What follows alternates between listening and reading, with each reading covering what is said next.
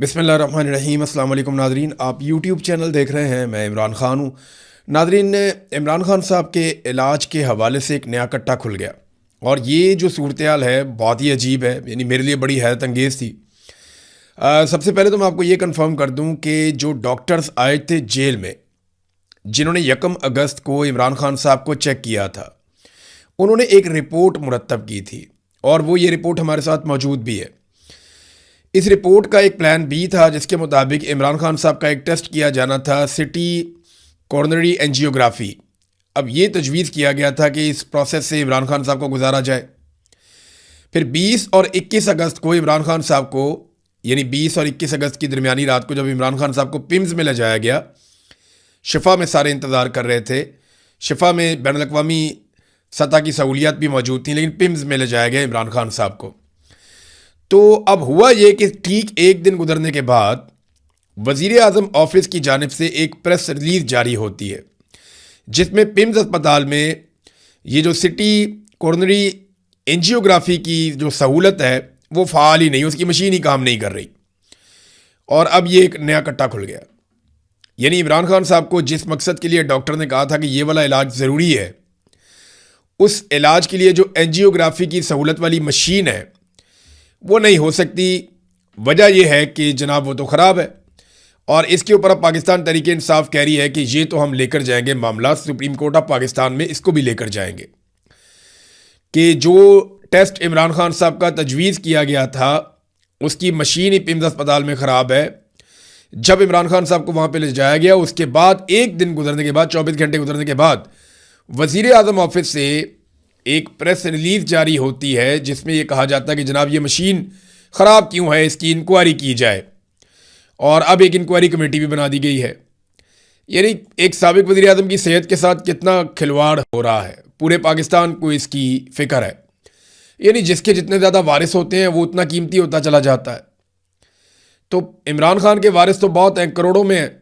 अब पूरा पाकिस्तान फ़िक्रमंद है। ऐसे आदमी की आप जान से खेलेंगे तो ये लोग आपको छोड़ेंगे तो नहीं।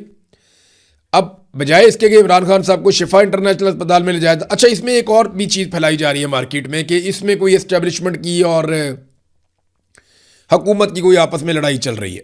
मोहसिन नकवी कुछ और चाहता है तो नवाज शरीफ कुछ और चाहता है तो मरीम नवाज कुछ और चाहती है। खबरें ये भी आ रही हैं कि मरीम नवाज जो है वो सुबह के वक्त तैयारा पकड़ के तो इधर रावलपिंडी आके मुलाकातें करके जाती है कि जनाब इमरान खान साहब को ये सहूलत नहीं देनी तो वो सहूलत नहीं देनी।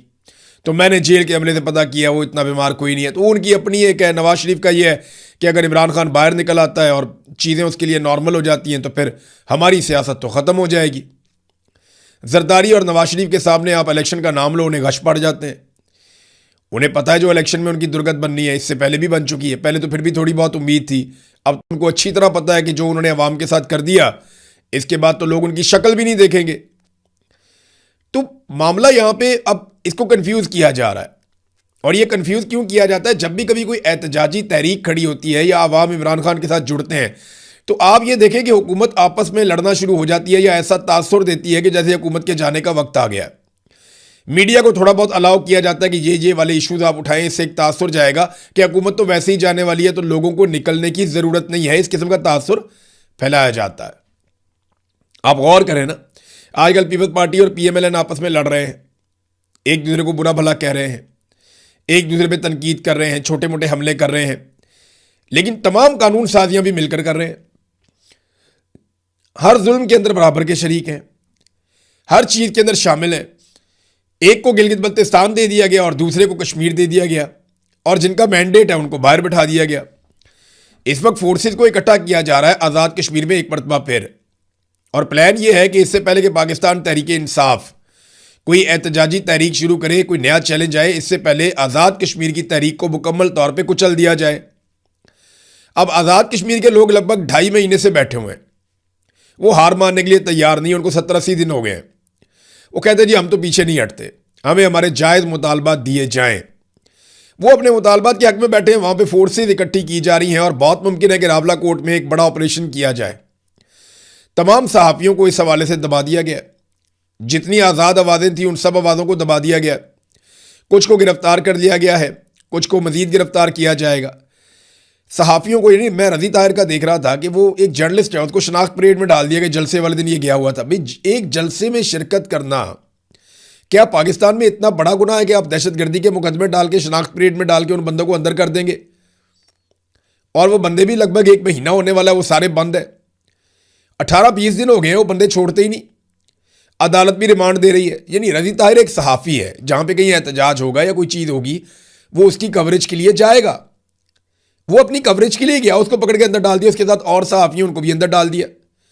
अहमद फरहाद के साथ देखें क्या कर रहे हैं, सौराब बरकत के साथ क्या किया, काश जावेद उनके घरों पे छापे मार रहे हैं। हर सहाफ़ी को जिसका ताल्लुक आज़ाद कश्मीर से, उसको दीवार के साथ लगाया गया, उसको कंप्रोमाइज़ करने के लिए कहा गया, क्योंकि वहाँ पे एक इन्होंने बड़ा ऑपरेशन करना है और कोशिश करनी है कि अगस्त के महीने के इख्तिताम तक या सितंबर के शुरू में वहाँ से जितने भी मुजाहिरीन हैं उन सबको हटाया जाए और चीज़ों को नॉर्मलाइज़ किया जाए, ताकि बाद में जो पाकिस्तान तहरीक इंसाफ की एहतजाजी तहरीक चले उसको कुचलने में आसानी रहे और सिक्योरिटी फोर्सेज वेली होकर वो वाले काम करें।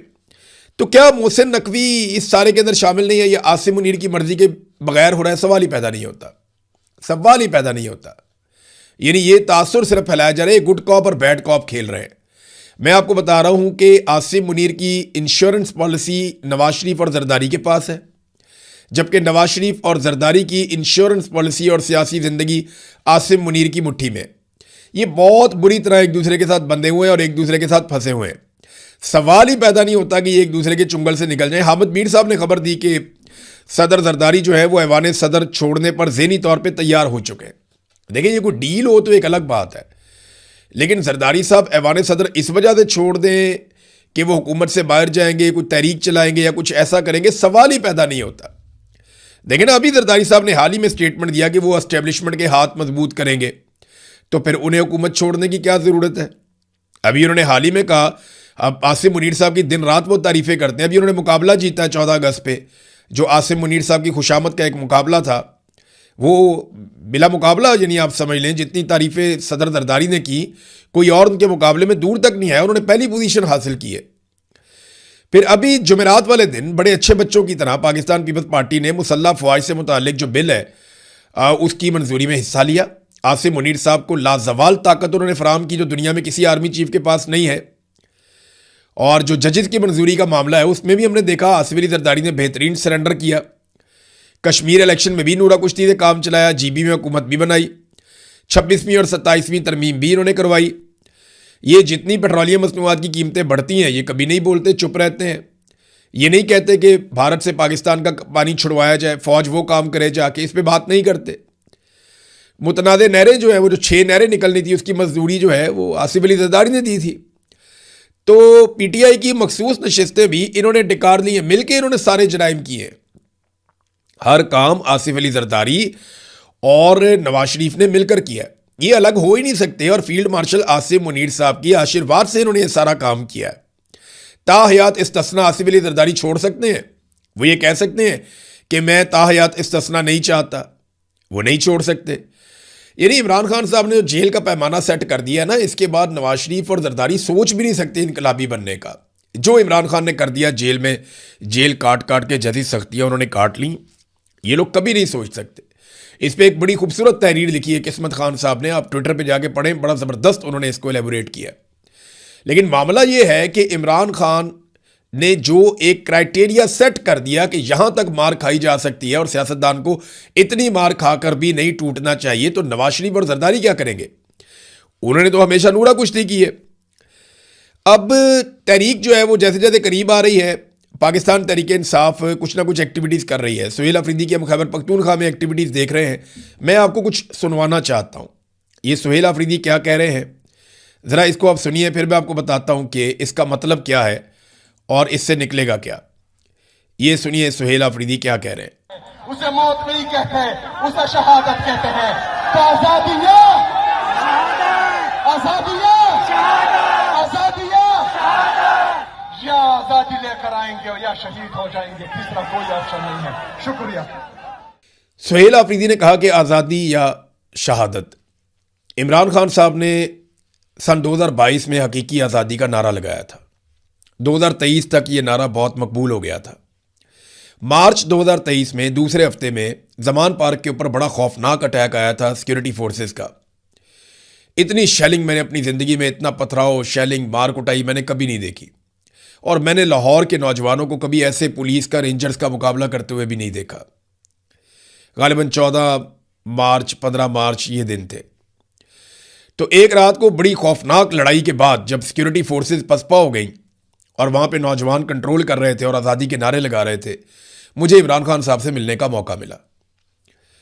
मैं अंदर गया, हर तरफ फिजा के अंदर आंसू गैस की बू थी, खैमे जले हुए थे, गाड़ियाँ जल रही थी, हर तरफ पथराव था, बहुत सारी चीज़ें टूटी हुई थी, नौजवानों की मरम पट्टी हो रही थी, बहुत अजीब माहौल था। मैं गया तो इमरान खान साहब बैठे हुए थे, उनके साथ उनके कुछ साथी भी थे।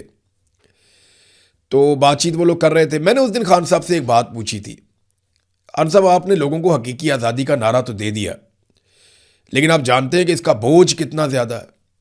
मैंने ज़रा थोड़ा लंबा सवाल किया था, मुख्तसर मैं आपको बता रहा हूँ कि जो सवाल मैंने किया उसका मतलब ये था कि जो मैं बाहर देख के आ रहा हूँ, लोग तो आज़ादी मांग रहे हैं अब, तो आपको पता है कि लोग अगर आज़ादी मांगेंगे तो इसका बोझ है बहुत ज़्यादा, तो क्या ये बोझ आप उठा पाएंगे? तो इमरान खान साहब ने मुझे कहा था कि पाकिस्तान इसके बगैर आगे नहीं बढ़ सकता और अब हमारे पास कोई और रास्ता भी नहीं है।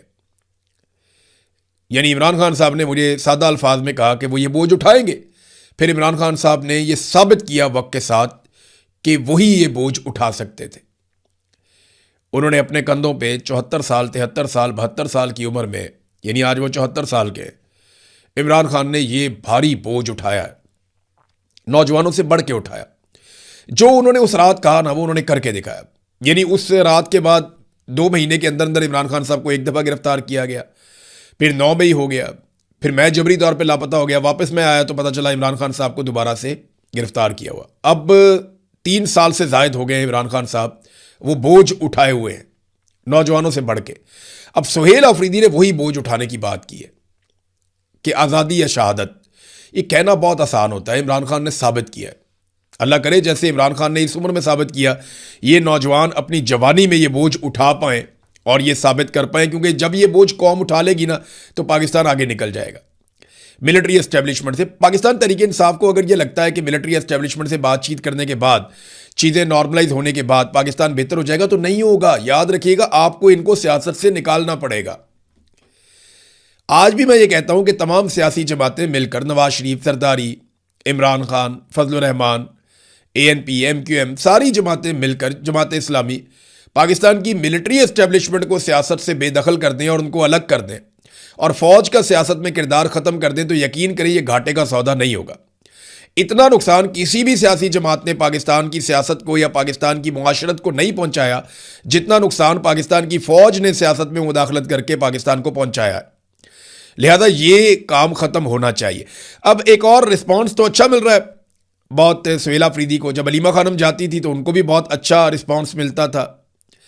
किसान रहनुमाओं ने भी ऐलान कर दिया है कि वो मरीम नवाज के इस्तीफे की डिमांड कर रहे हैं और वो इस्लामाबाद की जानिब जा रहे हैं।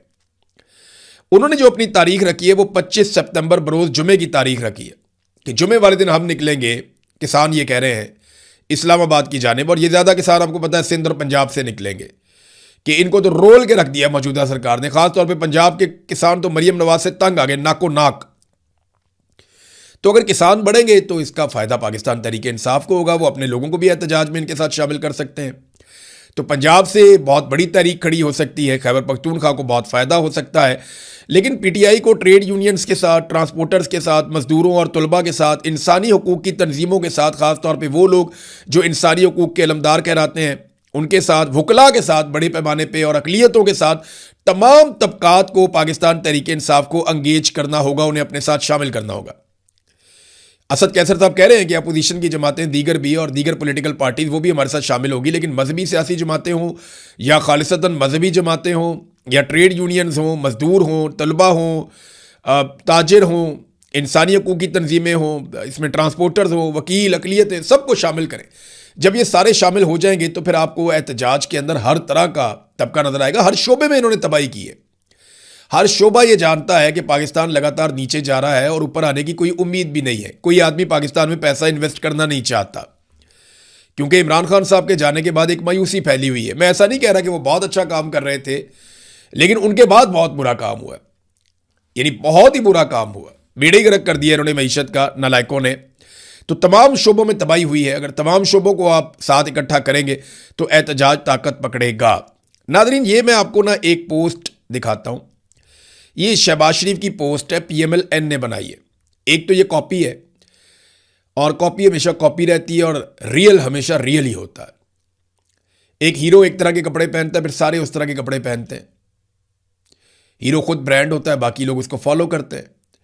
इमरान खान की ये फोटो आप देखिए, ये देख रहे हैं फोटो आप, ये इसकी नकल में इन्होंने शहबाज शरीफ का फोटो बनाया PMLN ने, और ये अपने अकाउंट पे इन्होंने लगा दिया सोशल मीडिया पे। ये देखें आप, ये शहबाज शरीफ की फोटो है, वो इमरान खान की देखें, वो रियल है। और वो उन्होंने पाकिस्तान तहरीक इंसाफ ने बहुत पहले वायरल की थी।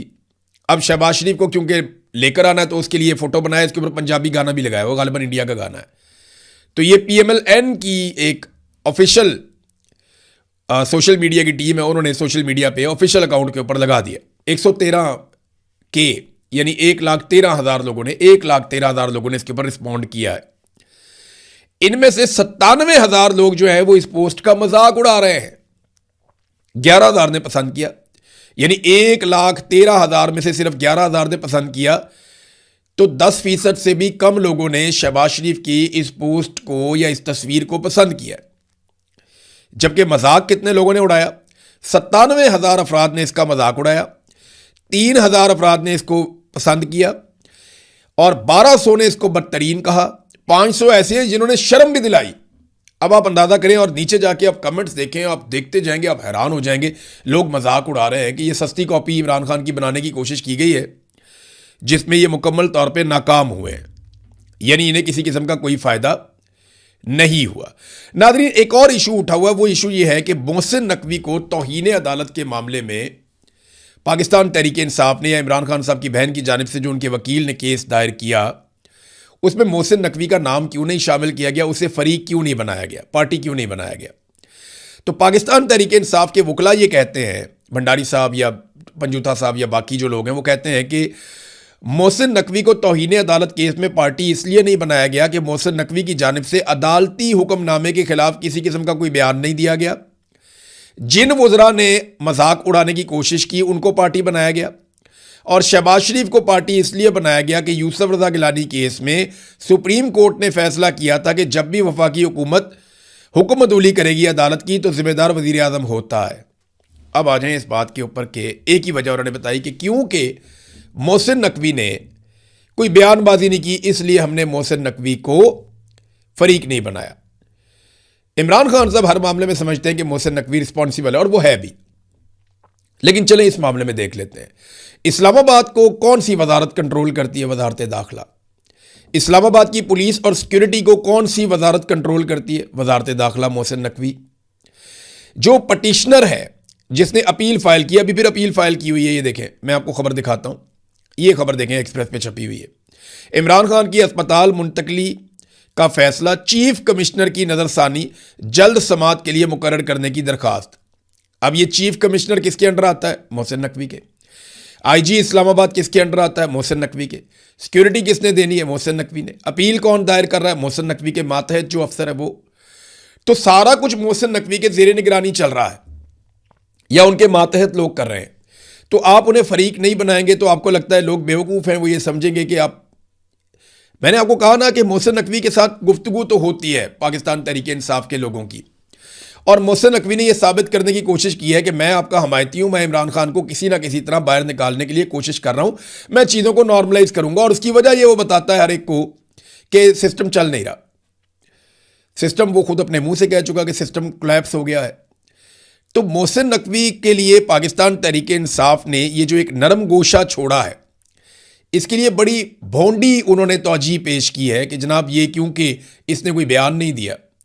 भाई बयान देना ज़रूरी तो नहीं है ना, उसके मातहत लोग क्या काम कर रहे हैं। जब सिक्योरिटी का मामला डिस्कस होगा सुप्रीम कोर्ट ऑफ पाकिस्तान में, और PMLN ये कहेगी कि सिक्योरिटी का इशू बन गया था इसलिए इमरान खान साहब को हम पिम्स में लेकर चले गए, तो सिक्योरिटी के लिए तो रिस्पॉन्सिबल वजारत मोहसिन नकवी की है, तो मोहसिन नकवी को आप कैसे फरीक नहीं बना सकते?